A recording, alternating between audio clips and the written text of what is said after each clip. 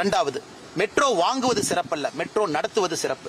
இன்னைக்கு பெங்களூர்ல பாருங்க, அந்த பகுதியினுடைய எம்பி தேஜஸ்வி சூர்யா கோர்ட்டுக்கு போயிருக்கார் பெங்களூர் மெட்ரோக்கு எதிராக. என்னன்னா, எப்படி இந்த ஃபேரை வைக்கிறீங்கன்னு சொல்லுங்க. பெங்களூர் மெட்ரோல கண்டமேனிக்கு ஃபேரை ஏத்தி இருக்காங்க. காரணம், திட்டம் சரியா போடல. இரண்டாவது, மத்திய அரசு கேட்கிறது திட்டத்தை சரியா போடுங்க.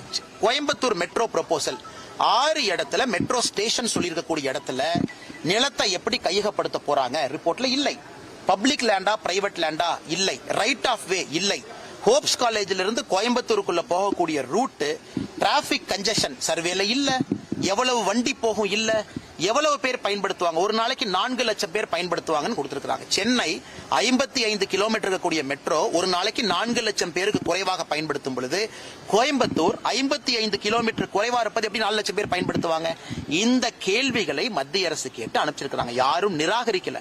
புது டிபிஆர் ப்ராப்பரா ப்ரிப்பேர் பண்ணி மறுபடியும் கொடுக்கணும். மனோகர்லால் கட்டர் அவர்கள், அமைச்சர் அவர்கள் தெளிவுபடுத்தி ட்வீட் போட்டிருக்காங்க. மத்திய அரசு எங்கேயும் மெட்ரோ வேண்டாம், கொடுக்க மாட்டோம் என்று சொல்ல உரிமை. கேட்பதற்கு டிபிஆர் கொடுக்கணும். தப்பான டிபிஆர் கொடுத்து மெட்ரோ வாங்கிட்டாங்கன்னா அந்த காசை உங்க தலை மேல என் தலை மேல ஏத்துவாங்க. 4 ரூபா கொடுத்து போற இடத்துல 40 ரூபா கொடுத்து போவோம், நீங்க பெங்களூர் மாதிரி.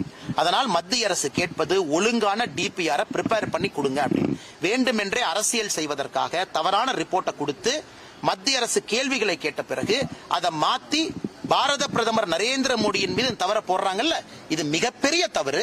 அவர் எடுத்திருக்கக்கூடிய